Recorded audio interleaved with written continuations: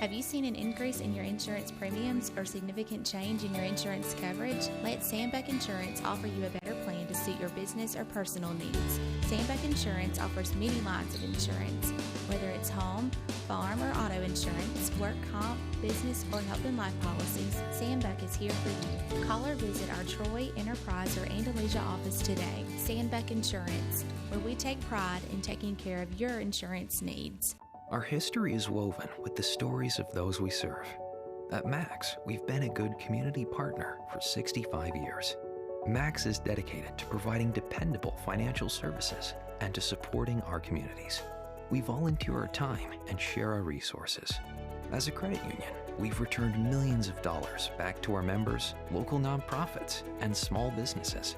Max is honored to be a part of your story. We look forward to serving you for years to come. Here at Bill Jackson Chevrolet in Troy, we've been doing business the right way for 31 years. But don't take our word for it. We feel our customers express it the best. Been honest in everything we've discussed with them. When they say Jackson Satisfaction, they really mean it. The Jackson Satisfaction is real.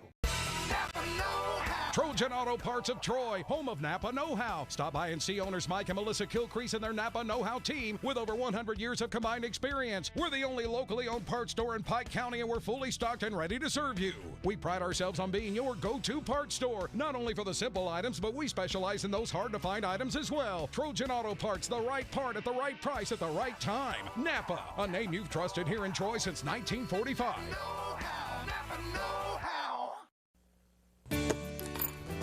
Have you seen an increase in your insurance premiums or significant change in your insurance coverage? Let Sandbeck Insurance offer you a better plan to suit your business or personal needs. Sandbeck Insurance offers many lines of insurance, whether it's home, farm, or auto insurance, work comp, business, or health and life policies. Sandbeck is here for you. Call or visit our Troy, Enterprise, or Andalusia office today. Sandbeck Insurance, where we take pride in taking care of your insurance needs. Our history is woven with the stories of those we serve. At Max, we've been a good community partner for 65 years. Max is dedicated to providing dependable financial services and to supporting our communities. We volunteer our time and share our resources. As a credit union, we've returned millions of dollars back to our members, local nonprofits, and small businesses. Max is honored to be a part of your story. We look forward to serving you for years to come. Here at Bill Jackson Chevrolet in Troy, we've been doing business the right way for 31 years. But don't take our word for it. We feel our customers express it the best. Been honest in everything we've discussed with them. When they say Jackson Satisfaction, they really mean it. The Jackson Satisfaction is real.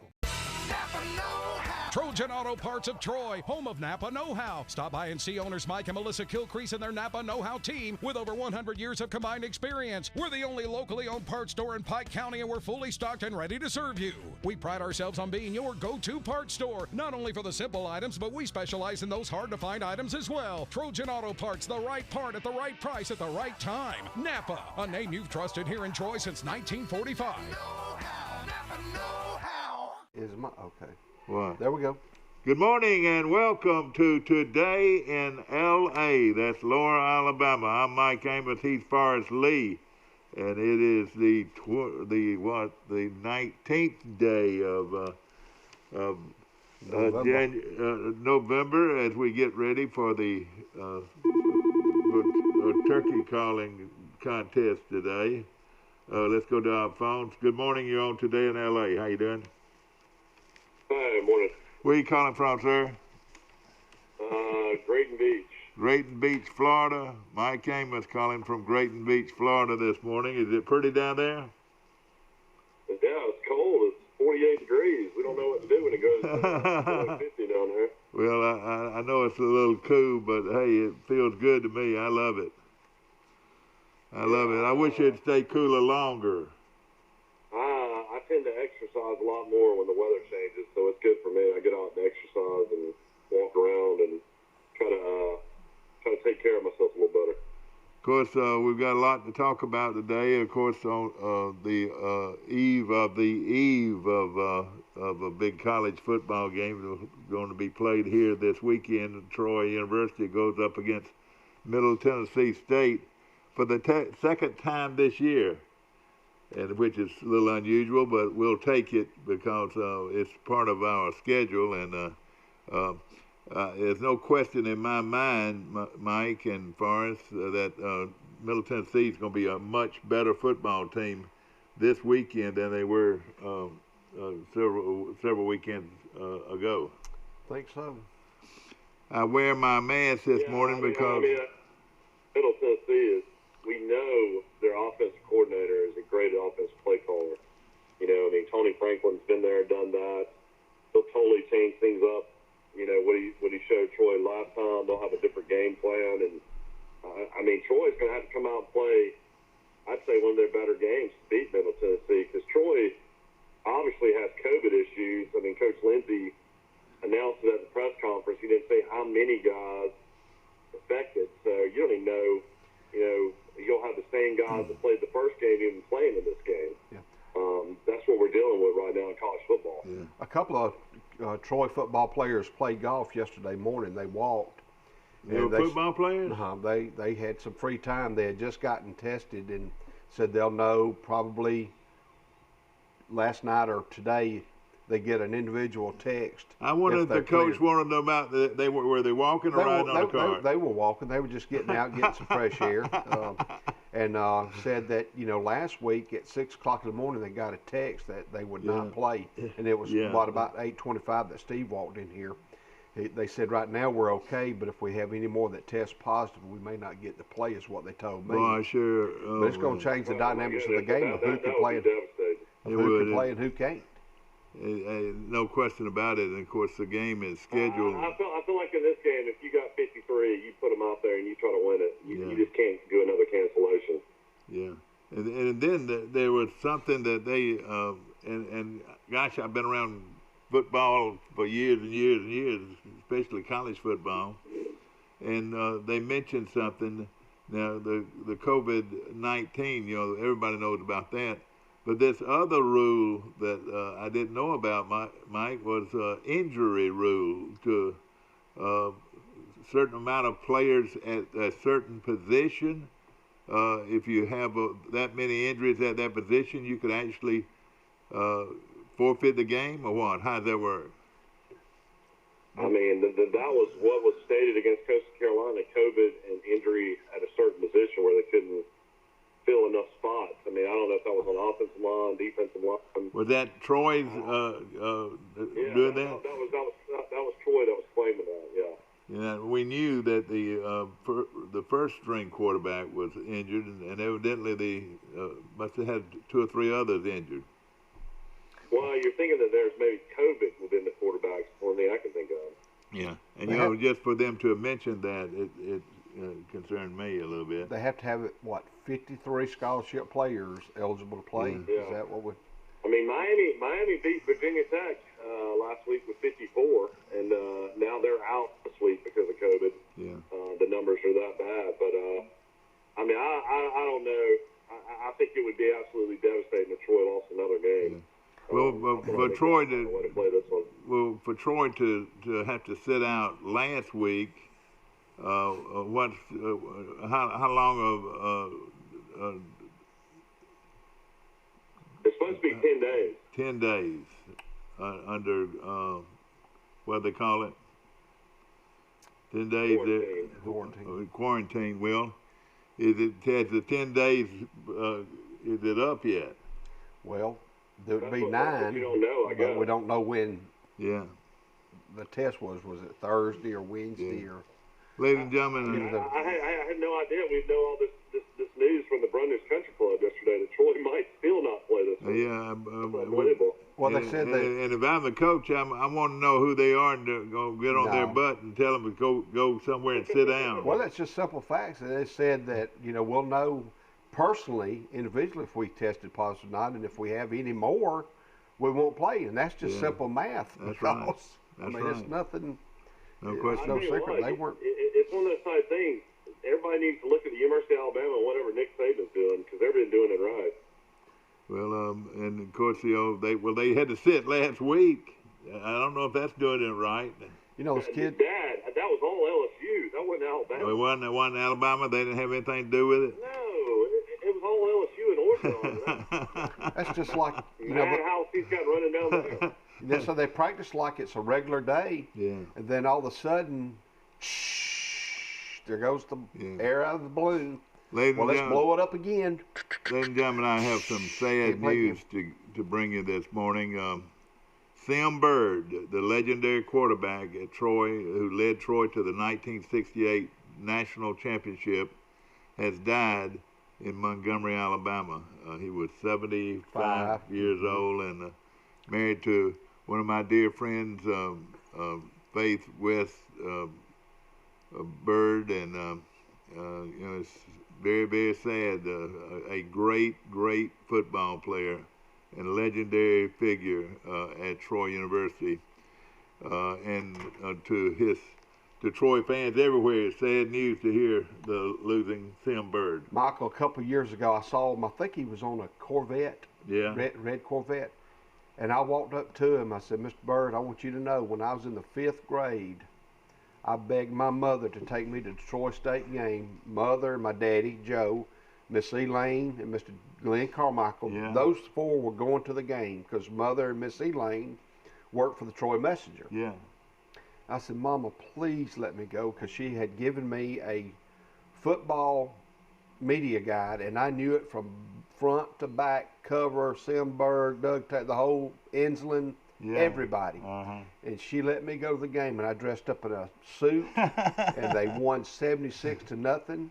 And I remember Lyman running the ball at the end of the game. I was the happiest kid in America. I was at that game. It was coming off their only loss of the year. Of course, they went on and won the national championship. But I just visualize that now. Him, this big old boy in this football uniform, and that had to be a thrill, didn't it? I had my suit on. I mean, I dressed up with a suit and tie. Yeah.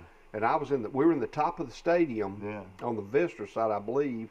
Well, where you sit and watch the sun, across from the press box. High part, across from the press box. And where we sat all those years, Mike. I loved it. Yeah, we always sat on that side over there. And the backup quarterback was who? Al Head? Al Head from Troy, And of course, Lionel Ed Rainey, the great one out of Greenville, was one quarterback during that period of time. But the great quarterback, of course, was Sam Bird. Bobby Insland came to, Sim was a star quarterback at Robert E. Lee High School under Tom Jones.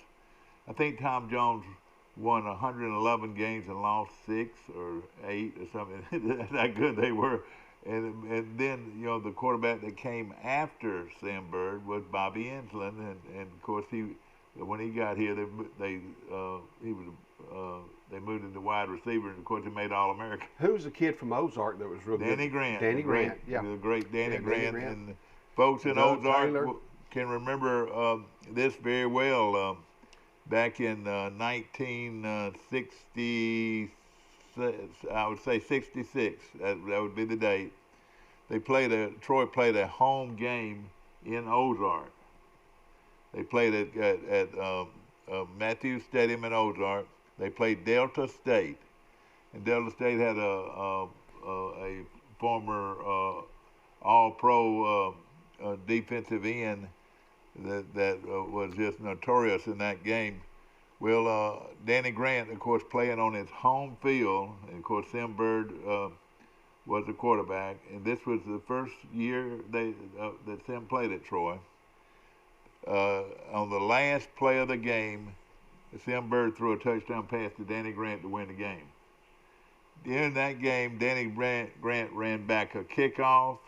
He ran back a punt, and he ran back something like a 45-yard touchdown pass. Previous to that, he scored. Well, he actually scored 3 touchdowns in the game, and Troy beat a very good team from Delta State. Jack Gregory was the name of the player that was so good for Delta. His nephew, Grant's nephew, Rick Vasquez, teaches at the middle school and is the soccer coach for the high school. Oh, really? Okay, sure. I didn't know that. Well, I tell you what, Danny Grant was a great one. I'll tell you how good he was. He was responsible for 47 touchdowns in his career. And, of course, he had actually gone to Chattanooga out of high school. He signed with with the Moccasins out of high school, and when Billy Atkins came to Troy, he got not only Danny Grant to transfer to Troy, he got Brentsville, and he also got Buck Dees to transfer. Bobby Insland.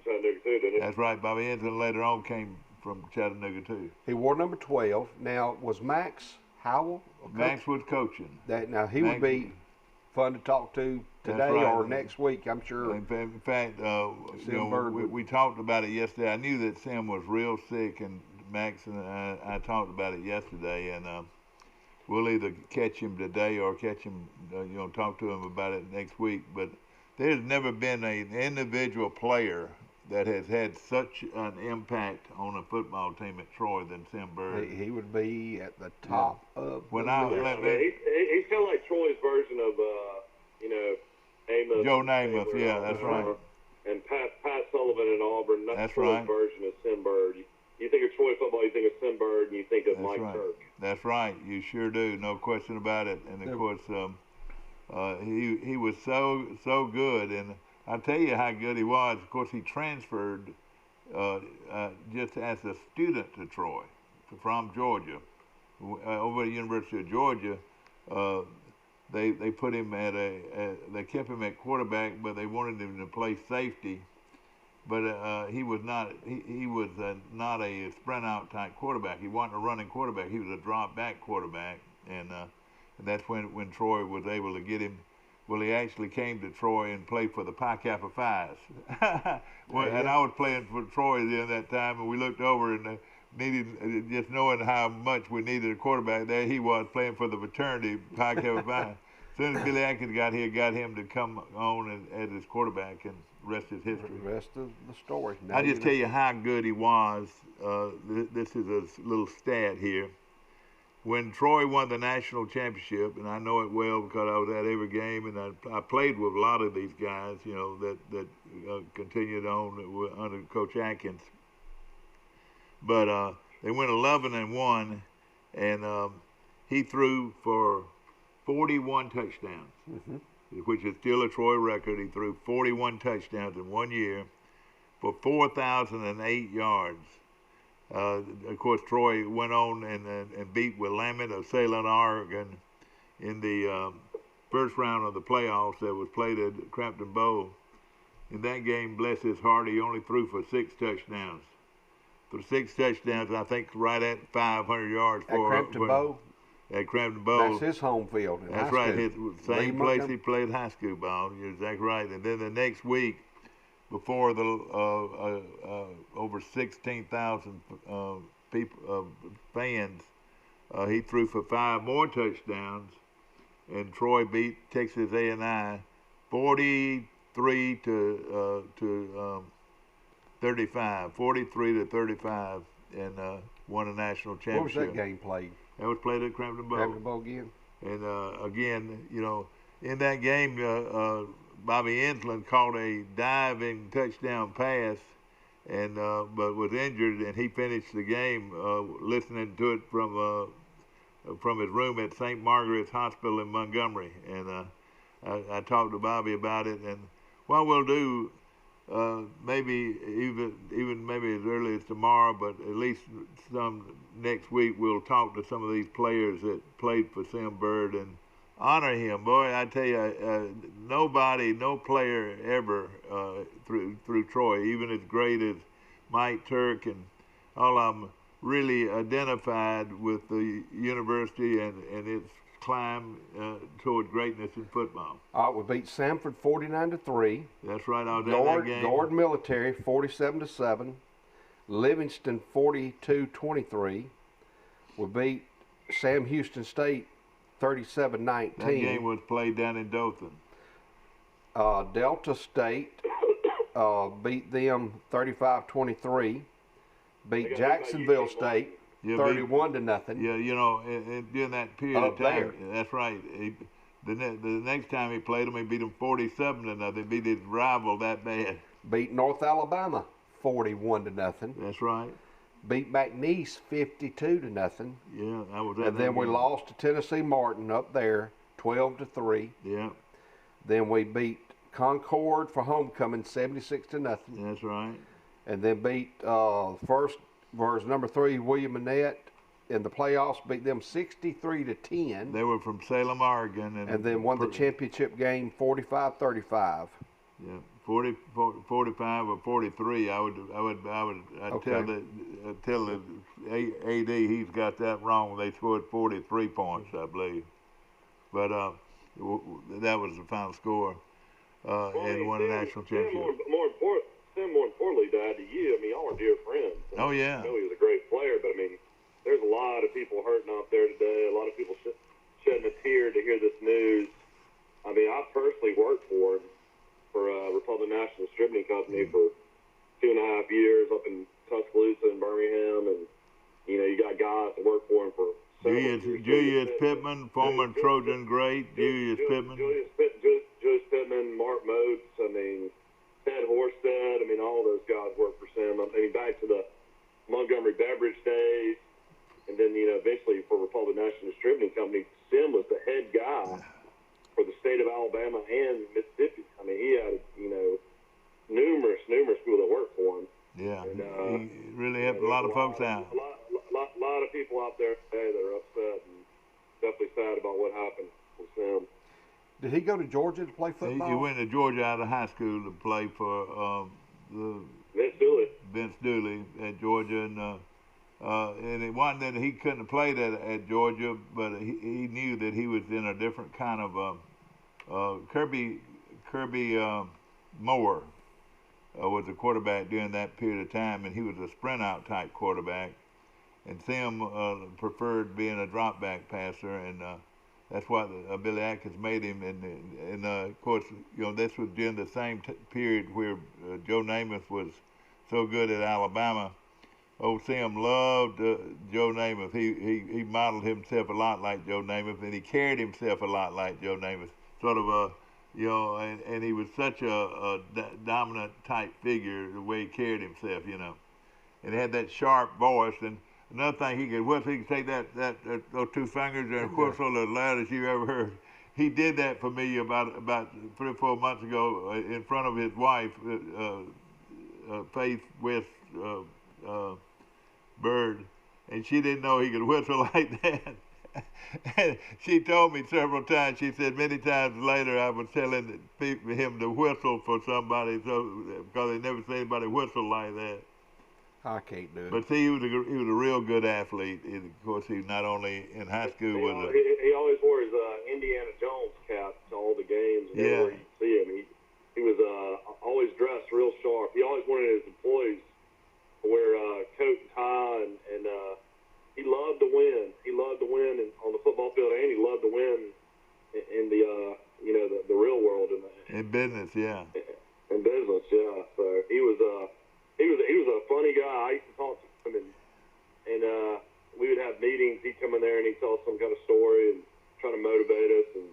And one month he came out and he's just like, the first of the month when you work for RNDC, you're in ABC stores and package stores, and you're making displays. So you got your little box cutter and you're cutting cases and you're putting them on the floor and you know the different products you represent. And I'll never forget one month he said, you guys have got to wear button-down shirts and ties. And I was just thinking to myself, it's 95 degrees outside, and he wants us in shirt and ties. Yeah, he wanted to look sharp, yeah.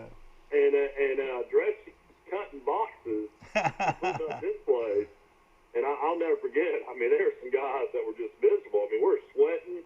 I mean, it was like physical labor kind of work, you know, the first of the month. You know, you'd work high-end, you know, restaurants and bars and stuff like that. But, man, I'll never forget him having everybody wearing a shirt and tie to work every day. But you look sharp, and, of course, you know, he liked the Western look, too. He was, you know, he loved that part of it. And, you know, loved to dance and have a good time. And you know, Coach Atkins, they won the national championship in his second year. That's right. It's bringing those players. No, it was his third year. Coach Atkins' third year. Well, I thought I'll tell you a little bit about them. They were 5-5 the first year. They were 8-2 the second year. And they had a great team then too. And then They won the national championship 11-1 and won the national championship. That was his Coach Atkins' third year, and Sim's third year as quarterback. And then came after Sim came Al Head, and they had a real good team that year. I think they just lost one game that year, but something by rules or something would not allow them to play for a national championship. But Isn't Al Danny over Grant, the arts? well, see, Danny Grant played, and Bobby Enslin both played that last year With Al Head. with Al Head. But wait, Bobby might not have played on that team, but Danny did, and so did the great Green. Vince Green was another great receiver on that team, and he and Danny played the next year, and they were pretty good. Yeah, it's like they had all receiver. You never knew who was going to throw to. No question about it. And of course, they'll be with this COVID-19. You don't know. I was telling somebody the other day, we can't even hardly bury our friends the right way because of this virus. And you know what I cannot understand, and I know there's a lot of people out here feel the same way I do. If you've got something that will that we can get a shot and at least have hope that that this shot is going to cure things, why don't we go ahead and do it? We got to wait for all of this requirements. You got to go through all these requirements while we've got people dying, you know?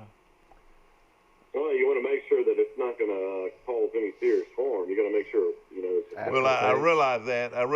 And I think they've had time to do a lot of that. But again, we're having to go through all these. You're at 93%, 95% on two different vaccines right now, so that's getting pretty close to 100%. Yeah. You would think by the new year something will happen. Well, I mean, it just kills me to see people that are dying with this that you know could live if they had the shot, you know. Well, I mean, it's just like the flu shot. I mean, it's just going to be a vaccine. You take it every single year, and it helps prevent it. I mean, you still could get it, and you still could die from it. It's just like, you know, I mean, there's, you know, probably 70,000-80,000 people that die from the flu each year. Well, you're exactly right. I've got good friends right now that are fighting, and I don't want to mention their names, but they're dear friends of mine, and they're fighting as hard as they can. You know, the thing about it is once you get it, you don't get to see anybody. You don't get to see any of your friends and or your family, and you know, you're sort of isolated.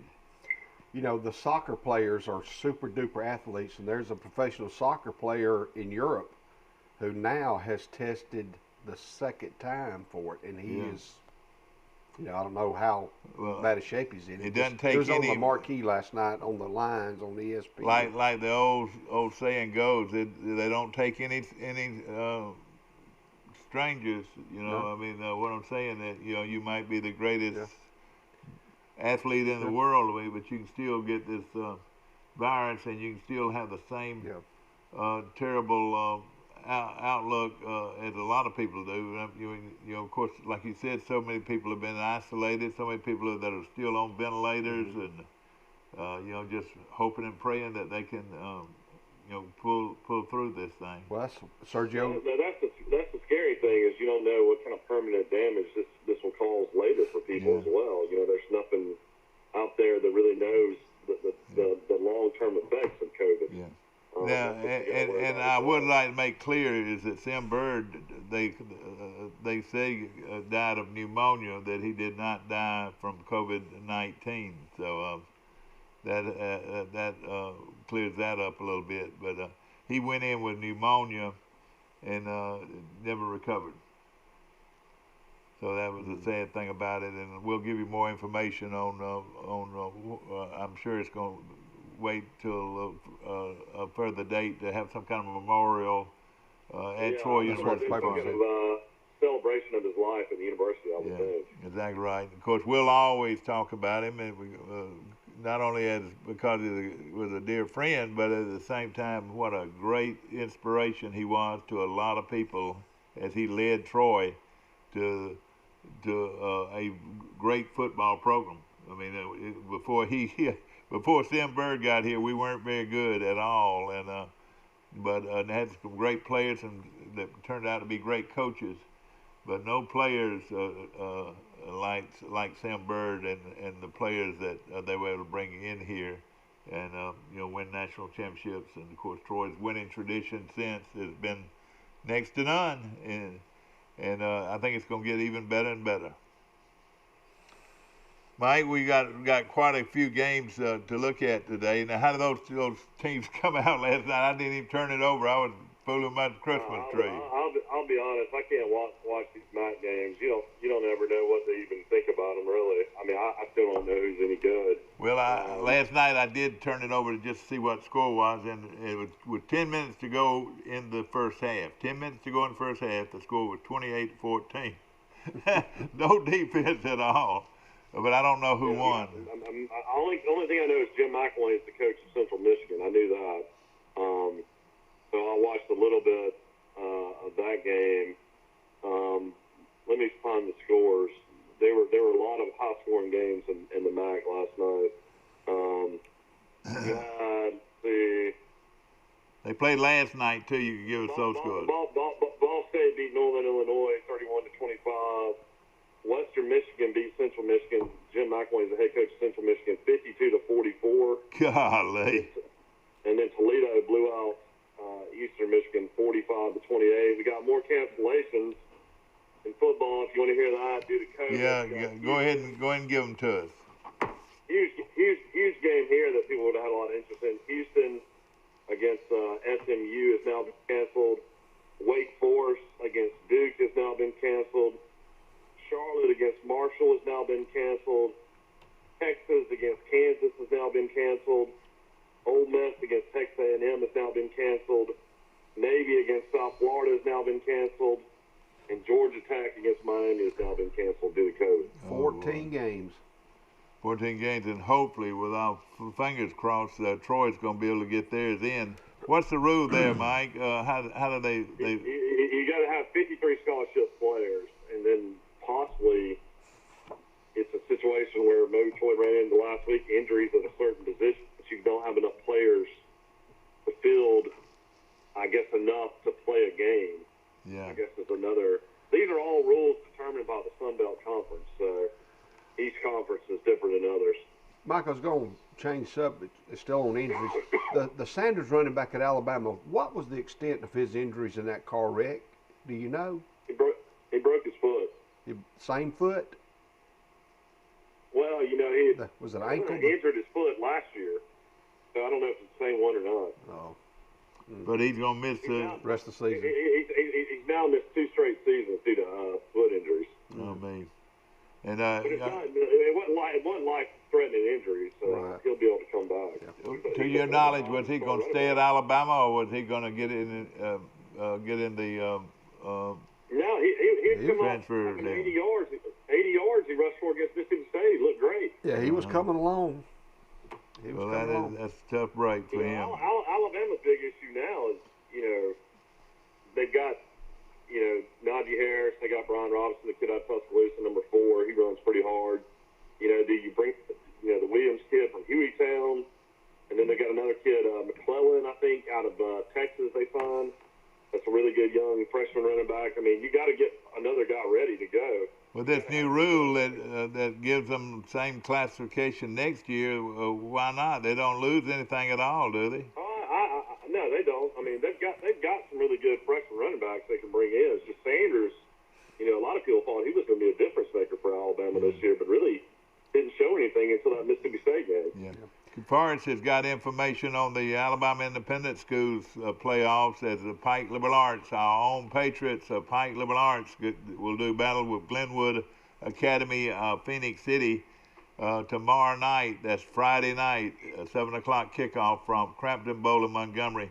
Tell us a little bit about this. Well, it all starts off tomorrow. Crenshaw is playing Abbeville Christian Academy at 12 o'clock. And we're going to try to have that game live for you, too. It will be televised by this studio, and also the Pike Liberal Arts game against Glenwood. That's a rematch. That will be at the 7 o'clock kickoff. But in between those games at 3:30, Escambia Academy will play, I believe it's Chambers Academy. That's right. And that's where Hugh Fountain's the head coach. So in all 3 games, there's local ties to Troy and Crenshaw County and Pike County High School. And I'll tell you, at Chambers, Tommy Garrett, a lot of you folks out there know Tommy Garrett. Well, Tommy's, gosh, he's a year older than me. He's 74 years. I hate to tell people how old I am, but he's 74 years old and is their defense coordinator and is a great coach, assistant coach. But he's been with Chambers through 3 or 4 state championships. Well, I called Pike Liberal Arts yesterday morning. You cannot buy a ticket at the schools. You have to go to a website called gofan.com. And for the Alabama Independent School Association, when it says type in the name of the school, you got to type in AISA, and it'll show Crampton Bow. Then you can click on any of those games and buy a ticket for $15, and there's a surcharge, but that one ticket will get you into all the games. Yeah. So if you want to go see the first game, show them your ticket on your smartphone. You got to have it on a smartphone. You can't download it on a computer. But country boys don't have smartphones. Well, they're going to have to go. Well, that was a pretty girl right there you got with you. Hey, that's a Georgia peach. So you can go to the game, but you have to buy your tickets through GoFan.com. Well, this Friday night at 4:30, Charles Henderson will host the Enterprise Wildcats in basketball. There's a JV boys game, a varsity girls game, and a varsity boys game. In order to go to that game, you got to go to GoFan.com, click on Charles Henderson High School, and buy your $7 ticket with a $1.35 surcharge. So for $8.35, you can go to that game. Yeah. So that's almost a 20% surcharge, but that's now, how you get in. All right, now let's just say this. Let's say they went to the girls' game and wanted to go out and get a bite to eat and come back. They can't. They'll have to buy their tickets again, won't they? I don't know the answer to that question. And maybe if you can pull it up on your phone when you walk in, you got to show your phone. Yeah, that's right. And then once you walk in, I think you have to click another thing that shows that you've entered the stadium. I've never done that. Now let me ask you something real personal. What is the reasoning about this? My guess it's COVID-19. Yeah. Because they don't want to handle money. Yeah. Man, oh man. You know, I guess when you go to the concession stand, you're going to hand over money. Yeah. At Charles Henderson. I'm assuming they're going to sell concessions. Yeah. But I know what. You know, down here at the beach on 38, a lot of businesses aren't even taking cash anymore. It's card only. Well, when I went to a Pike County game, I helped Dan Smith. I kept the official stats while he was on the sideline taking pictures. Well, you go to the concession stand, you can buy Coca-Cola, you can buy M&Ms, anything in a package. They did not sell hot dogs. They did not sell hamburgers. They did not sell pizza. Yeah. Anything that had to be handled by hand. That was Pike County Schools policy. Now, other stadiums, they're flipping them hamburgers. Well, you know, as we go back to this big playoff game Friday night, if you leave the stadium and come back, you got to pay $50. I don't know the answer to that question. You may not be able to leave the stadium. That's what I'm saying. But I guess if you leave, you have to go back on your phone and buy another ticket. I think that's the case. But like the Charles Henderson game, once they reach the capacity that they will allow people in that gym, no more tickets. So if you want to go, you better buy your ticket today. If I would think that a football game would be a lot would be a lot easier to handle than a basketball game because there's so many people in a smaller area. At least in football, you can spread out and you're outside outdoors, so it makes a big difference. I believe it's the Carolina Panthers. They have drones that fly in their stadium after a game, and it sanitizes the stadium by drones. Yeah, exactly. Of course, we got a lot to talk about today, and hope that you're doing well and you're being safe and you're being smart. You know, we talk about this mask, and I talk about this mask and how easy they are to put on. If you're outside the confines of your home, like you got to go to the post office, or you got to go to the grocery store, you got to go to the drugstore, wherever you go outside the premises of your home and your property, ladies and gentlemen, wear a mask. Please wear a mask, just like Albee. The Auburn Tigers and Albee will be wearing a mask at the game. I promise you, everybody's going to have a mask on. And, of course, this is a 6 o'clock kickoff. Is that right, Mike? Yeah, we need to take that 7:20 break. All right, we will. We'll take that 7:20 break right now. If we can get it, we'll be right back. I'll be ready. Touch, a high level of trust, whether it's checking and savings accounts, personal or business loans, or our local friendly service. That's what Troy Bank and Trust customers expect. But now we offer more. Free identity theft protection for our new and existing customers, protecting your family's time, money, and good name from identity theft. Because protecting your identity is now a big part of our identity. Troy Cable Security Wi-Fi doorbell camera allows you to answer the door from your smartphone when you are at home, at work, or on the go. When a visitor presses the button, Troy Cable Security sends a live video feed to your smartphone so you can see, hear, and speak to the person at your door. With the doorbell camera, you can have your porch light turn on automatically when it detects motion at night to create the appearance that someone is at home. You can view video clips so you can always know who stopped by when you are out. Troy Cable Security. You love them, protect them. By its very nature, doing big things takes resilience and strength. You did the hard part. You did it, and will go farther still. Max is proud to be your champion, removing obstacles that get in your way. We make technology easy, saving and funds access uncomplicated, and provide help when and how you want it. You control your money with expert guidance from Max Credit Union. Smart money made simple. At the Piggly Wiggly, we proudly support our local farmers and bring you the best they have to offer, all at cost plus 10%. When you shop local, you reinvest in your community. Remember, buy local, shop local. Piggly Wiggly, local since forever. A personal touch, a high level of trust, whether it's checking and savings accounts, personal or business loans, or our local friendly service. That's what Troy Bank and Trust customers expect. But now we offer more. Free identity theft protection for our new and existing customers, protecting your family's time, money, and good name from identity theft. Because protecting your identity is now a big part of our identity. To the club. Oh, do you? Yeah.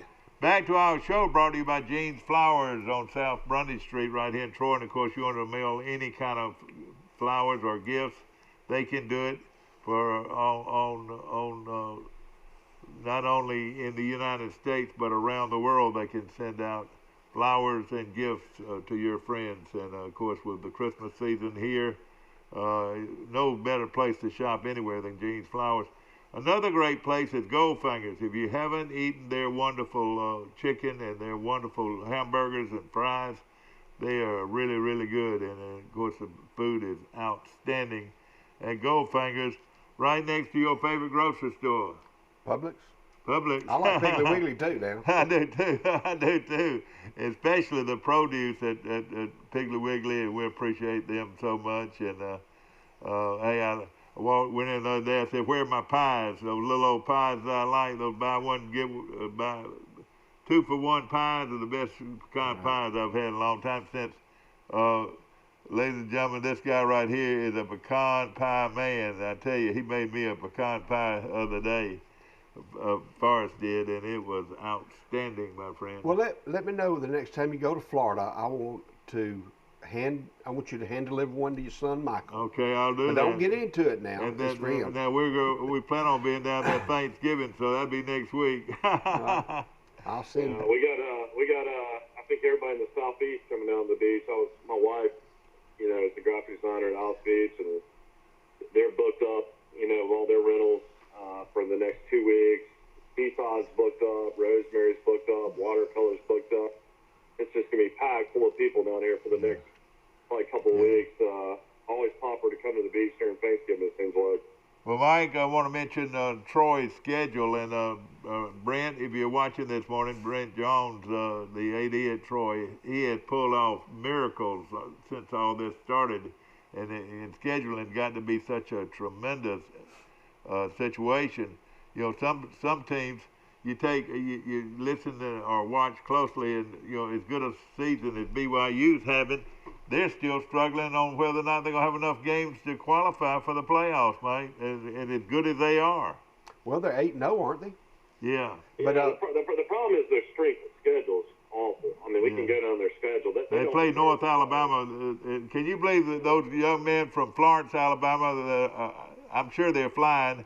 A lot of them probably hadn't flown in their life before. You know, that happens a lot with any team. And they're flying out to Provo to play BYU. So good luck to the Lions of North Alabama. I mean, I would lose my mind if BYU got put in the playoffs and Alabama went 10-0 and lost to Florida in the SEC championship game. You go 10-0 in the SEC, and you'd finish the season 10-1, losing to Florida, and they would put BYU in instead of Alabama with one of the weakest schedules I've ever seen in my life. If Alabama played BYU schedule, they would score 90 points a game. Yeah. Well, all right, but how about what are you going to do with Ohio State? What are you going to do with Notre Dame? And what are you going to? I mean, it's going to be hard for. I mean, you need Clemson to beat Notre Dame for sure, and that'd be your ACC team. Yeah. Ohio State's almost a lock. Big 12 doesn't deserve to get anybody in. I don't see the pack. Okay, what you're saying is that Notre Dame and Clemson are going to play each other again. Mike, I don't know if Clemson is near as good as we thought they were. I don't think they're as good. What if they barely beat Notre Dame? They're going to put both of them in. Yeah. Notre Dame. Let me give you some advice this weekend, and you go and put your house on it. This weekend, Dabo Swinney's got to blow out everybody they play. So whatever that line is against Florida State, take Clemson. Do they play Florida State this weekend? Yeah, they play Florida State this weekend. Somebody told me the line was 35. Is that true? I don't care, man. I would take it. Yeah, okay. Florida. It's totally different when somebody's got to blow somebody out. Yeah. It's got to look good. Florida State, Ohio State, and Penn State, is their cumulative record 3-13? Florida State, Ohio State, and Penn State. Yeah. And hot seat, I'm sorry to tell you, he is on the hot seat. That's right. I think he will not make it to Christmas. Who is that now again? Ed Ogeron. I believe he's gone. There's some really good games tonight. Arizona Cardinals against Seattle. Russell Wilson, Tyler Murray playing tonight. I can't wait to watch that. Hey, let me tell you, Russell's been coming on hard times, man. I think it's starting to get between his ears. I think it's starting to get between his ears, Mike. Well, they lost two starting running backs. They actually signed Bo Scarborough, who played at Alabama. He's one of the running backs now for Seattle. I forgot who Bo Scarborough was. I know he was about 6'5", wasn't he? A really good college game tonight, Tulane against Tulsa. Now, I visited Tulsa University with my wife. She has a good friend who lives in Tulsa. We went to that campus, and I actually walked in the middle of the football stadium, walked around, looked at their facilities. It's a real, great academic kind of private school. Really. Yeah, but Mike, they have all oil wells on their campus. I mean, you talk about oil money. Oh yeah. It's actually right off Route 66 as well. Yeah, but that's right. Tulsa beat Central Florida this year. They've got a really good team. To let you know, you folks out there know, I've had relatives, cousins that grew up in Bartlesville, Oklahoma, the home of Phillips 66. You've heard of that before. Oh, yeah. And they lived in a little town outside of Bartlesville, and I can't remember the name of it. I'll remember it later on, probably will. But let's first of all, Mike, I want to go over Troy's situation. Of course, they've got a big game this weekend against Middle Tennessee State. It's a 2:30 kickoff, and it's the first of a 5-game schedule that is very interesting, but a brilliant performance by the AD and his staff at Troy. And we want to talk about that real quickly here. First of all, Troy hosts Middle Tennessee State this weekend, 2:30 kickoff from the Veterans Memorial Stadium in Troy. Then on the 28th, they're going to get in a bus, I imagine. I don't know. I don't think they'll fly, but they'll get in a bus and travel to Boone, North Carolina to play Appalachian State. That will be on the 28th of November. And the key about that is a long bus trip. That's got to be 10 hours. The key to that is Carolina, Coastal Carolina, and Appalachian State's going to whoop on each other this weekend. Yeah, they play each other. So it's going to be to Troy's advantage to go up there and maybe sneak in there and whop them. That's right. It would be, but they kept that game though, and so on the 28th they'll play at Boone, North Carolina. That's the 2 days after Thanksgiving. Then on Saturday, December the 5th, Troy plays at South Alabama in Mobile, and that's going to be a big game right there. I tell you right now, the coaches, the coaching job could be on the line there. This would be a huge game for Coach Williams at South Alabama. What do you think, Mike? Yeah, I mean, it could be a loser league town match. Coach Campbell's a friend of ours, and we know Coach Stewart, defense coordinator, and we know Coach Eddingfield. Eddingfield's a great guy. And, that's just to be 3 straight losing seasons. So it would be hard to keep Campbell with all the excitement of the new stadium and new facilities. I mean, South Alabama's a lot better. I don't know if y'all watched them this year, but they're stronger. A lot more physical and stronger. Yeah, exactly. So KD's on that staff too, I think. So Jared Wilson plays for him, the Charles Henderson. It's going to be a huge game. I mean, it would be normally a great trip. You could go stay in Biloxi, and Biloxi's but I don't know. I wouldn't mind making that trip myself. That's pretty easy for me. I just get on 10 and meet you over there. That's right, no question.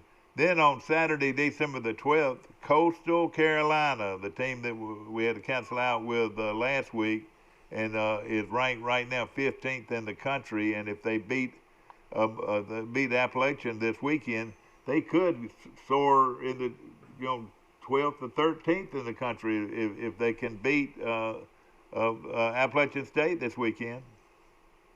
Yeah, it all just depends on the polls. Now since you've got the Big Ten and you got the Pac-12 playing, how many of these teams get into the top 25 and push that teams like Coastal out. I don't know if that will happen or not, but if they're undefeated, I think they'll probably stay where they are. Of course, that Coastal game will be in Troy on Saturday, December the 12th, in Troy against Coastal Carolina. Could very well be, if Coastal Carolina is undefeated, this could be one of the biggest games in Troy history right here. It'd be the highest-ranked team probably ever to play. Yeah, no question about it. And then, of course, Thursday. I think right now the highest-ranked team ever to play in Troy was when Troy upset Missouri. They were ranked 16th. Yeah. And then, of course, on Thursday, this is Thursday night, December the 17th, ULM, the University of Louisiana Monroe, comes to town to play Troy for a season-ending, regular season-ending game on the 17th. So, all Brent, when everybody else is having all kinds of scheduling problems, Brent Jones brings us a game on this weekend, the 21st, with UT Middle Tennessee. Then they have the Appalachian State game on the 28th. Then the game with South Alabama on the 5th. Then back to Troy on Saturday, December the 12th against Coastal. And then the Thursday night against University of Louisiana Monroe. Isn't that wonderful if they can pull it off with 5 games left and all but one are in state?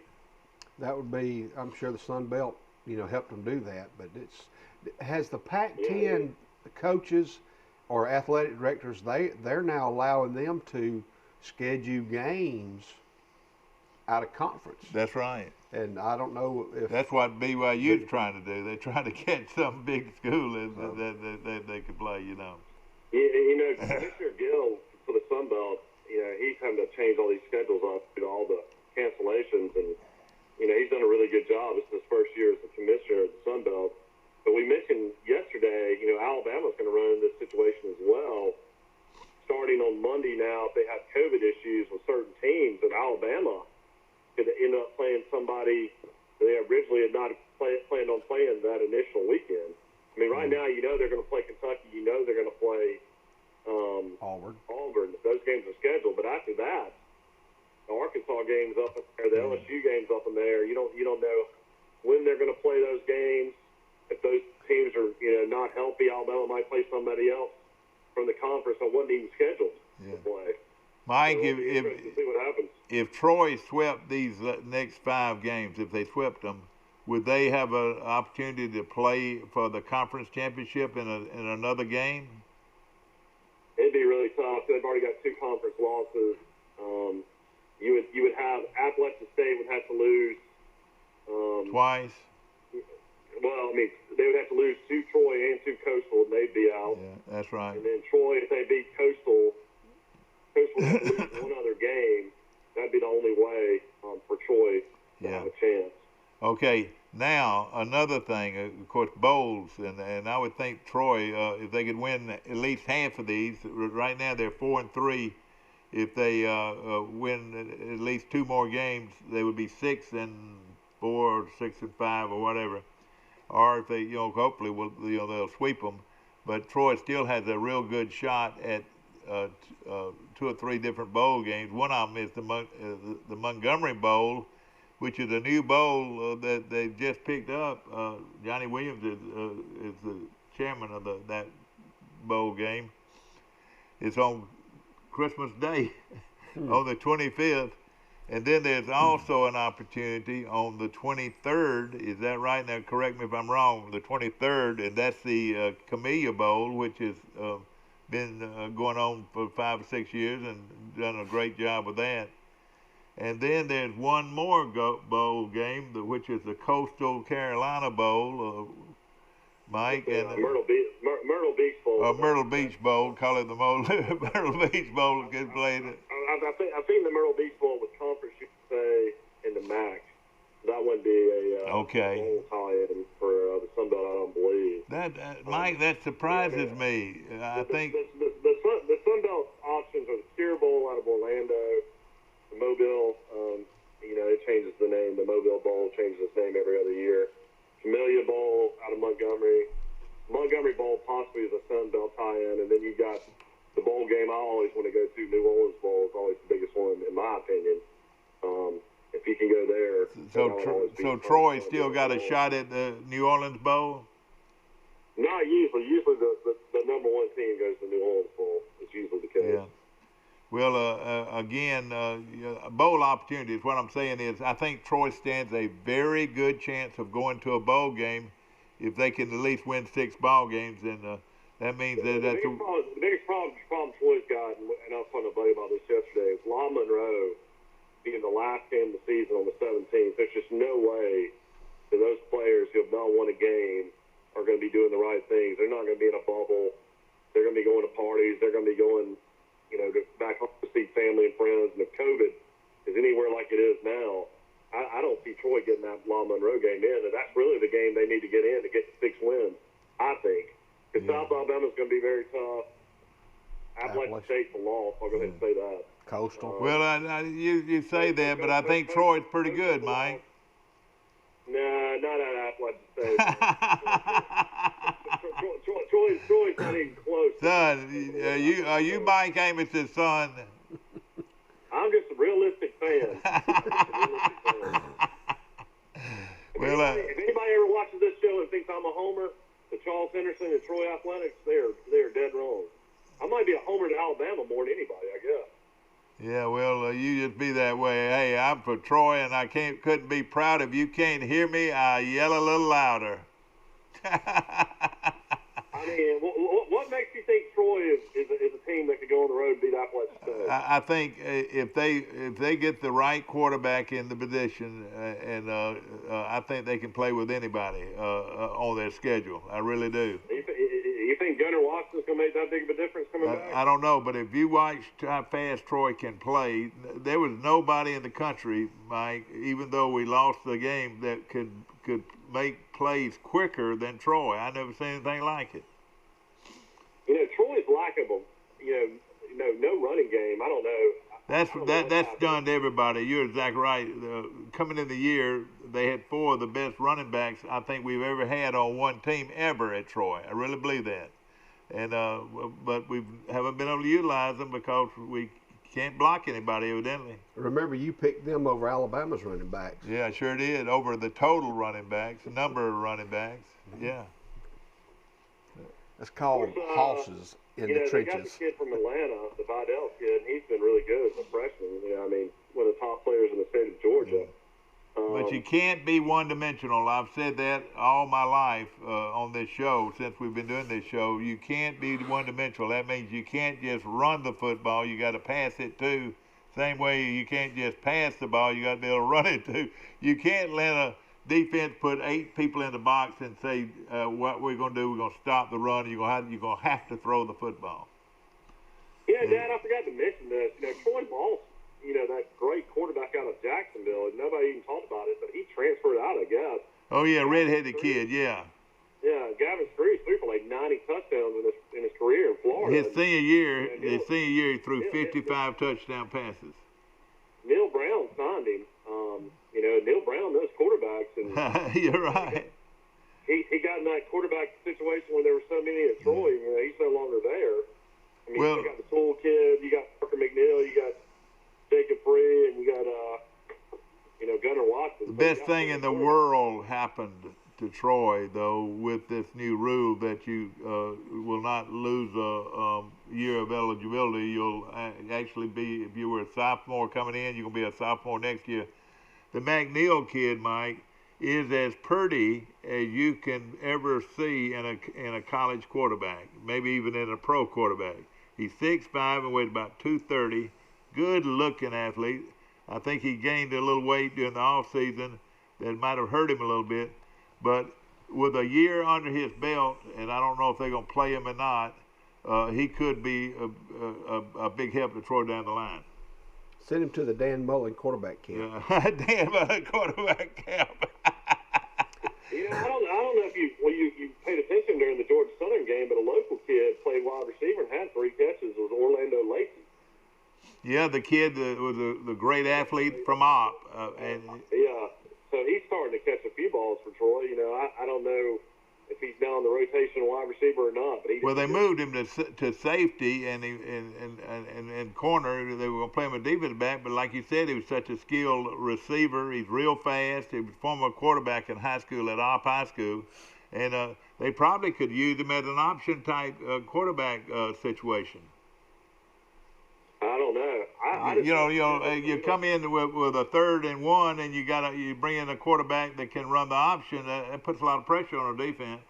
It does. I just hope to goodness we don't do this show tomorrow at 8:00 and find out the game's canceled again last week. Well, let me tell you something very important for people to hear. I'm already thinking about that. Well, Mike, another thing too. Think about basketball, and this Friday night we've got a big event coming up with the basketball program at Troy. This Meet the Trojans basketball banquet, and it's going to be this Friday night. And if you like tickets, call the athletic department today. You'll be able to watch a little scrimmage, and then also meet these young men and women who represent Troy University basketball. And it's going to be a very nice banquet and great food and great fellowship. It'll be this Friday night. Call the athletic department today. That number is 670-3482. 670-3482, the athletic department, and buy your tickets for that event. That's tomorrow night right here in Troy. Isn't there an ad right there in the paper about buying tickets for the football game? Yeah, and that is very important. I got it right here. Yeah. That's something very important to know about Troy, and to me, this is a bargain. All tickets to Troy's football games, in fact, they say that they have only 300 single game tickets available for $30 a person. It's going to cost you $30 a person, whether or not you sit in the end zone or you sit on the 50-yard line in the reserve seats or whatever. It's going to cost you $30 a person to come in the ball game. Now, you season ticket owners, like I am, and like so many people are, will just go on their regular season tickets. I'm in the stadium club, and that's where I'll sit. I'm sitting on the 8th row on the 50-yard line. But I bought season tickets, prior to the season. But if you look at it, Forrest, looking at games this weekend, and then seeing games on the December the 12th and the 17th, that's 3 home games left. It's a real bargain if you could go ahead and buy your tickets at $30 a person. I think that's you go to an Alabama game on the 28th, Mike. Tell me what the actual price of one ticket to the Alabama-Auburn game would be. Probably around $150 face value. $150 face value to get into the game at the Alabama-Auburn game. Is that? Are you pretty sure about that? Well, I mean, I know that some of the bigger games are. I know it's over $100. I didn't know exactly how many. It might be $125. Yeah. This is but it's well over $100 for the one game at Alabama. Well, isn't it open house this weekend? Christmas open house in Troy, downtown Troy. You can drop your wife off, or she can drop you off at the stadium. Yeah. She can go shopping. They just picked me up at 6. That's right. Exactly right. Of course, the open house in downtown Troy. Is it this weekend? It's this weekend, yes, sir. And of course, it's going to be from 10 a.m. to 5 p.m. this Saturday on the square in downtown Troy, and then Sunday, November the 22nd, from 1 to 5 p.m. Santa Claus will be there for pictures. There'll be puppet shows. There'll be arts and crafts. There'll be a $500 downtown giveaway. There will be drawings held for other prizes downtown. It's a big Troy day, ladies and gentlemen. Downtown Troy Christmas open house this weekend, starting at 10 o'clock a.m. on Saturday. It runs to 5. Sunday 1 to 5, and it'll be a lot of fun, a lot of pageantry, and a lot of excitement getting ready for the Christmas season. And Miss Lee, if you didn't catch on, I'll be calling you today and ordering my cakes for not only for Thanksgiving but for Christmas too. And Far Lee is baking cakes and pies, and pecans are hard to come by usually, but I've seen a lot of trees with pecans on them. They're loaded, and I had a cousin, Glenda Walters Evans, gave me a bucket full of cracked pecans. Oh, you love that. And I've been going through those, and they're Elliott's, and that's a good pecan. That's a good pecan, and I've been playing with those here in my a lot of times I ride by and pick up some at Whaley Pecan Company, and of course we'll have our Whaley Pecan Company Day next week, or not the next week, but the first weekend in December, where Bob Whaley will come on our show, and of course that Christmas store he's got is next to none. Very few places in the country have a better place to buy pecan candies and gift ideas, and at the Whaley Pecan Company on Pecan Street, just around the corner from where we're sitting. I like that pecan brittle. That pecan brittle's really Oh yeah, their pecan brittle is outstanding, and they can't keep enough of it. And of course, they're baking their own pies and candies now, and nobody loves roasted pecans any more than I do. And so didn't you tell me that you overcooked those pecans? You got to be careful. In a microwave, but now if I can't get a local pecan, yeah, I'm gonna get them from Whaley's. Exactly, yeah. And I made a skillet pie and took it to the Whaley's one day. Did you? I gave it to the lady. I said, "Can you make sure what Mr. and Ms. Whaley gets this pecan pie, and I'll come back and get my skillet in a few days." Well, about 2 or 3 days later, I went back to get my skillet, and Mrs. Whaley come out of the office. And she said, "I want to know who you were, because that is the best pecan pie I have ever eaten in my life." That's what she told me. That's high praise. And then that is really a compliment. Then Mr. Bob come out. He said, "Come here, young fella." He walks me over to the pecans. He starts pulling them out of the refrigerator. Yeah. He gave me about 3 bags of pecans. Well, that was nice, wasn't it? I said, "Thank you." Well, I had seen him two days before when I went to Food World to get. See, I'd stopped by Whaley's, and I saw him in there. I said, "Mr. Whaley, I just stopped by and bought some pecans from you, and I've got to get my sugar and my other ingredients for my pie. Yeah. And well, the number one secret ingredient that's not a secret, you put about a teaspoon or a tablespoonful of bourbon. Yeah. In the mix. Yeah. And you can kind of smell it and taste it just a touch. Of course, the alcohol burns out. Yeah. But I prefer. You had to go across the street to borrow some bourbon, though, didn't you? Well, I usually stop in that little area right there where Half Show is. I usually get mine right there because it's on the way home. If you need any, I usually can come up with some. Yeah, Dad and I don't drink bourbon for, so you can eat those products. You're right, no question about it. Of course, lane cakes. Learn to make a lane cake. I kind of like the way the Yankees pronounce it. I like pecan now. I don't. Oh God! If I ever heard you say, excuse my language when I say this, ladies and gentlemen, Mike, if I ever hear you say pecan, I'm gonna have to find somewhere to throw up. So that's a good way to know somebody. Pecan pie. I never heard of pecan pie in my life. Pecan pie, maybe. Yeah. That's how you know somebody's not from the South when they say pecan pie. You know, Mike, I used to look forward to real cold, windy days or nights to know that there'd be pecans all over the ground the next morning for me to pick up to go sell, so I'd have money for Christmas or have money to go out on a date with. Well, they're not bringing a whole lot this year. I mean, that's nobody's fault, but I guess it's. And he buys a lot of his pecans from Georgia. You know, Georgia's a huge pecan, and the difference in Georgia and Alabama is most their trees have pecans on them every year, not just every other year. You know. Yes. Do we need to take a break? Yeah, we'll take a break right now, and we'll be back in just a moment. Yes, that thing come back. Have you seen an increase in your insurance premiums or significant change in your insurance coverage? Let Sandbeck Insurance offer you a better plan to suit your business or personal needs. Sandbeck Insurance offers many lines of insurance, whether it's home, farm, or auto insurance, work comp, business, or health and life policies. Sandbeck is here for you. Call or visit our Troy, Enterprise, or Andalusia office today. Sandbeck Insurance, where we take pride in taking care of your insurance needs. At the Piggly Wiggly, we proudly support our local farmers and bring you the best they have to offer, all at cost plus 10%. When you shop local, you reinvest in your community. Remember, buy local, shop local. Piggly Wiggly, local since forever.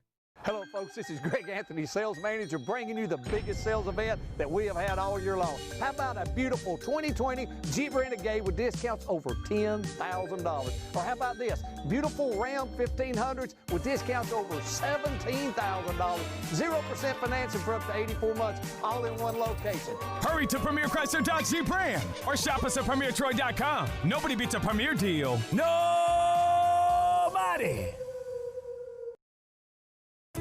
A personal touch, a high level of trust. Whether it's checking and savings accounts, personal or business loans, or our local friendly service. That's what Troy Bank and Trust customers expect. But now we offer more. Free identity theft protection for our new and existing customers, protecting your family's time, money, and good name from identity theft. Because protecting your identity is now a big part of our identity. Let's go back to our show, ladies and gentlemen. Of course, we've gone over this Troy schedule, and it looks pretty bright if they can get all these games in. I tell you, that's some wonderful work by Brent Jones, the AD at Troy, to be able to fill his schedule up the rest of the season because of this COVID-19 problem, and then problem with people having to not play or forfeit because they don't have enough players. It's a constant shuffle. No days. So you've got to have at least 53 players to be able to call it a regulation game. Is that right? 53 scholarship players. Scholarship players, yeah. I bet a lot of these people are busy giving people scholarships. You know, son, listen. I know you haven't been on scholarship in the last couple of years, but you're on there now. You know, we hadn't talked about it a whole lot, but look at the revenue that everybody is losing. Yeah. I noticed that was a good. There's going to be some more programs, I believe. Yeah, it was one this past year. weekend they were talking about. It's going to lose $58 million. I'm trying to figure out exactly which school that was. Auburn got a big transfer yesterday. A tight end from Oklahoma. His name is Grant Katera. He was an all Big 12 tight end for Oklahoma. He had sat out this past year due to concussion issues and decided to play. But he had 26 receptions for 400 yards and 6 touchdowns in 11 games for Oklahoma last year. So he's a guy that can definitely help Auburn next year at tight end. All right, Mike, give us the rundown of Alabama, Auburn, and Troy for this weekend. Well, you got Alabama at 3 on SEC Network. You got Auburn. All right? A lot of people don't know who Alabama's even playing. They're playing Kentucky, yeah. I tell you what, if you want to go see a first-class celebration of somebody's life, you ought to go on the Kentucky Wildcats website or Facebook page and watch the celebration of John Slarman's life. Neil Brown spoke and just told some amazing stories about their days at Troy, their times at Kentucky, and the last few days he came to visit Slarman, and just very emotional to watch. Coach Stoops had a great speech. Pierce got up there and talked about Coach Slarman.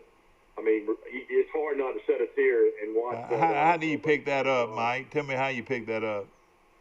You would just go on Facebook, the Kentucky Wildcats Facebook page, and or Big Blue Nation, I think maybe one of those, and they had it in the stadium, and it was really, really well done. It was just a separate event in the stadium.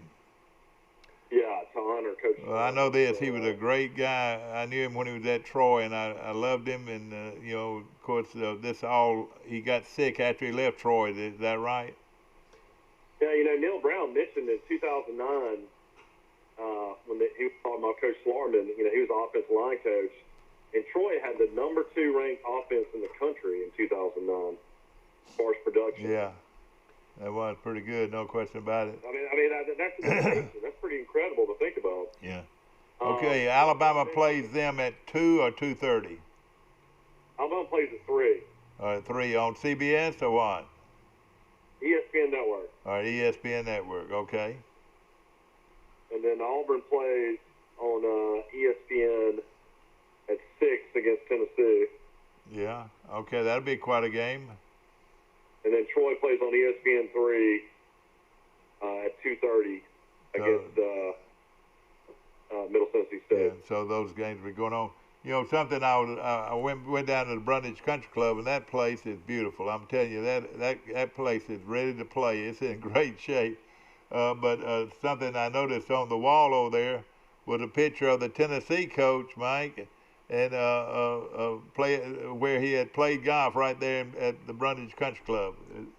His father-in-law, Philip East, is a member. Yeah. And Philip plays there a couple of days a week. He plays there usually Thursdays and Saturdays. Well,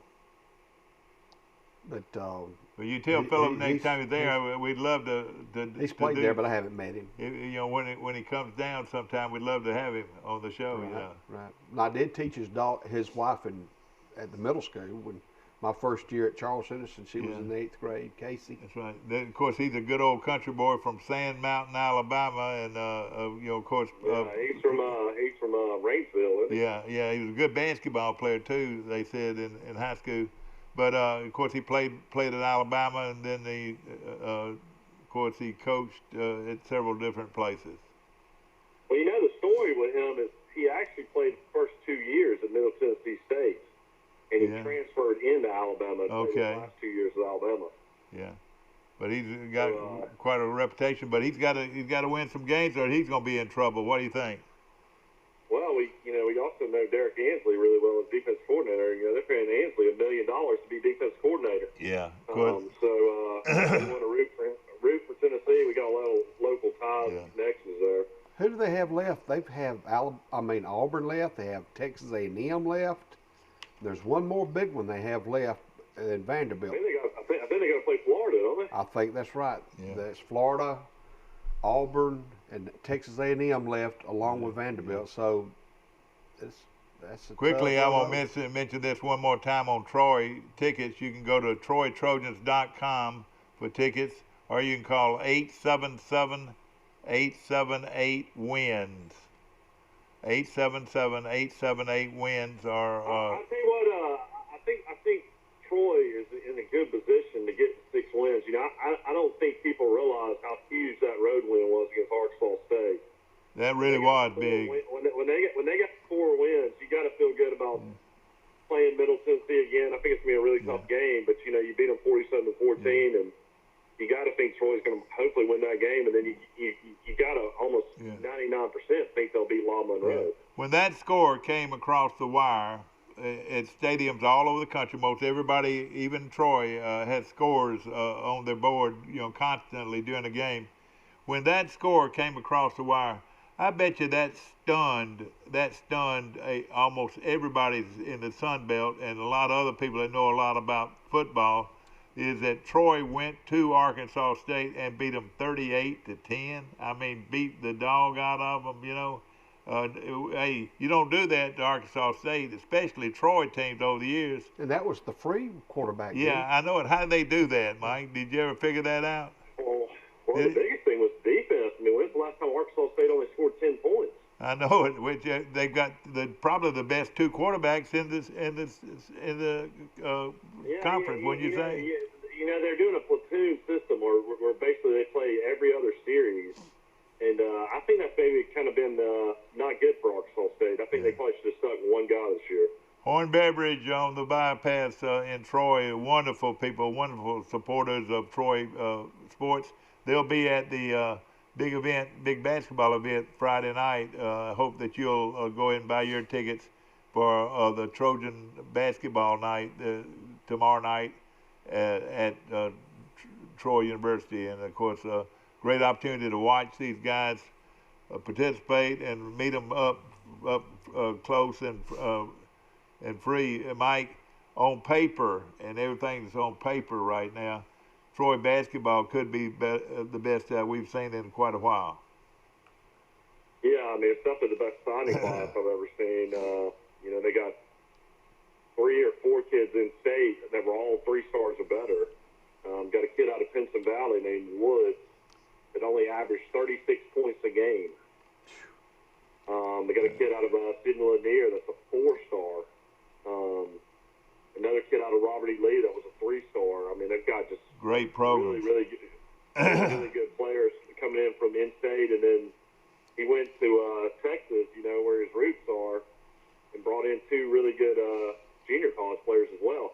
He's going to have 8 new players this year at Troy. So it's going to be really something. I hope we will get a virus shot before that season, and wouldn't that be nice? Hopefully, we can come up with something like that. Mike, back to I hate to be jumping around so much like we normally do. You know, Troy will play on the 25th at 1 p.m. Against Middle Georgia University. Okay, I know where that is. Yeah. And all right. The 25th. What day will that be? Let me look and see. That will be that'll be on Wednesday, won't it? Next Wednesday they play at 1 o'clock. At Troy. So you can go eat lunch at Sisters and then go That's right. catch the basketball game, I guess. And that will be. I guess I assume they're allowed fans. That'll be before Thanksgiving. Yeah, exactly. Do we know for sure if they're allowed fans?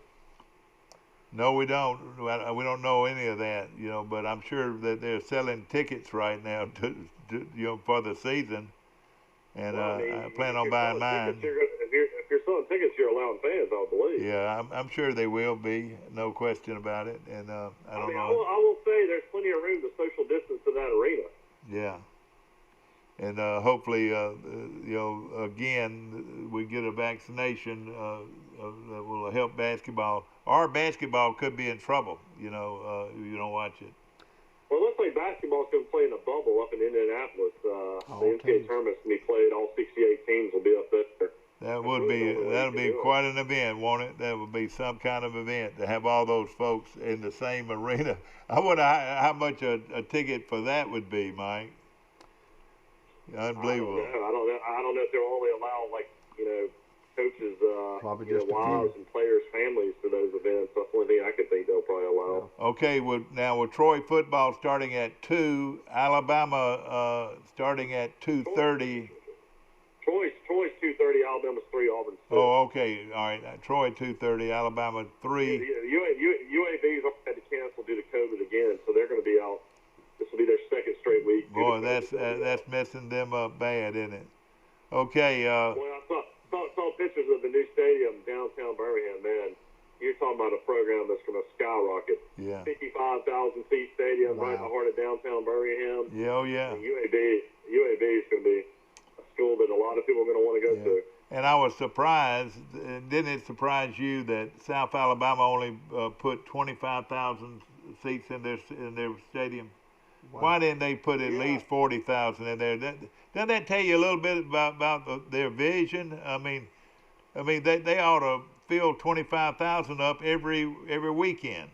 Well, from New Orleans to Pensacola. It's weird. I thought that it was mandatory to have 30,000 seats to be Division I, but maybe I'm wrong. Yeah, but again, though, why didn't they have a little vision on putting 40,000 seats in there in Mobile, which is a pretty big market, Well, I mean, you can always add more seats, I would think. Troy well, you're right. Yeah, you're right. But of course, why would you do it? I mean, why wouldn't you do it up front? But that's of course that's other people's problem, not mine. I always wondered, Forrest, when you were at the middle school over there, why didn't they build more bleachers on the visiting team side? What I wanted to wish we could have done is back the field house up on that hill.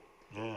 And put in at least a 4 to 6 lane track around the field somehow. That's right. It'd been perfect. Yeah, that'd been great. Yeah. Oh, track is the way to go. Now, Andalusia has done that, and if I know it's wonderful to have Troy University across the street for Charles Henderson, but if you had an on-campus track, stadium, the whole shooting match, it would just like how hard it is to get to a basketball game. No question about it.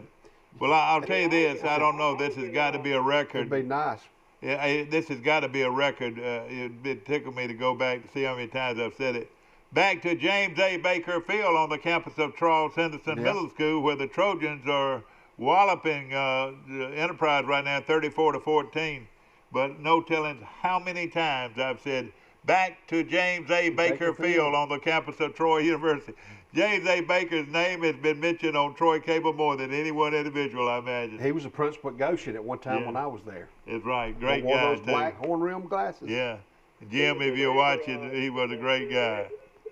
Did they ever honor Whitey Whitman at the junior high? Did they ever name him? Here's what I went to Dr. Lee Hicks. I said, Mr. Hicks, here's what we need to do. I said, this gymnasium, we need to name it after James Whitey Whitman. And I took it to him. I said, because he was so dynamic for so many years. Question. I had who was the kid that played defensive tackle, offensive tackle? Anderson. Remember Dennis Anderson? Yeah, oh yeah. I saw him at Luverne the other night. Sure. At the Crenshaw Sparta game. He was a great player at Troy. First thing he said, Coach Whitman, we went and visited Coach Whitman and his program at the physical education program at Charles Henderson Middle School. He said that guy was ahead of his time. Oh, yeah. With him and Phyllis Tompkins and Steve Miller, when I did my internship, they were one of the leading physical education programs in the nation. Yeah, oh yeah, he was really good. But as many folks he's touched lives doing athletics and physical education, he's the Bear Bryant of physical education. Want to mention Premier Dodge, Chrysler, Jeep, and Ram Trucks, so our prime sponsor on this show, and we appreciate them so very much. And of course, we've got a big scoreboard show tomorrow morning, starting at 7 o'clock. It's the Premier Dodge, Chrysler, Jeep, and Ram Trucks Picks of the Week, brought to you by Premier Dodge, Chrysler, Ram, and Jeep dealership right here in Troy. Remember, nobody beats a Premier deal, nobody, and we appreciate them. And of course, we'll be picking football games right here on our show tomorrow. I've got my fingers crossed. Troy's going to play. Okay. Says Hancock Whitney Stadium seats 25,450 people in Mobile. That's right. But you would have thought they would have, you know, At least 40. Troy went to at least 30. See, Troy's 30. Troy's at 31.5, I believe. 31.5, and of course a beautiful facility. It is. You know, we were at Georgia Southern the other day, and this guy that was Troy, his son went to Troy, just said over and over and over. He said, "This is nice, but it doesn't even compare with Troy." You know, talking about their stadium compared with Troy. Stadium? If you look at fan accessibility, you know, getting to and from the game, Troy is about as good as you're gonna get. That's nice. Really is, no question about it. Of course, that's going to be a big game this weekend. Now, one other thing quickly, you can go to Troy University ticket office and buy your tickets for this game, but you got to do it in a hurry. $30 for, I think they said they had 300 tickets left at $30 a piece. So that's still a real good deal, and we want you to go ahead and do this. Go dial 877-9467, 877-9467, or 878-WINS, or 878-WINS to get your tickets. And of course, they could have them for you at will call, or you could go by and pick them up. So that's what you need to do. If you notice a little something, I had a little surgery done, and what I'm trying to tell you right now is, wear a hat when you're outdoors. You know, playing golf over the years, it will tire on you, and they start taking skin cancers off your ears and places like that because you did not either put something block on there, or a like you wear a hat that's got rims. I used to wear an Amish hat. Exactly. All the time. Hope you've enjoyed our show today, and we'll of course we'll come back on again today at 1:30. We appreciate you very, very much, and I hope you have a great day, and we'll see you tomorrow bright and early for Premier Dodge Chrysler Jeep Ram Trucks Picks of the Week right here on this show. See you then.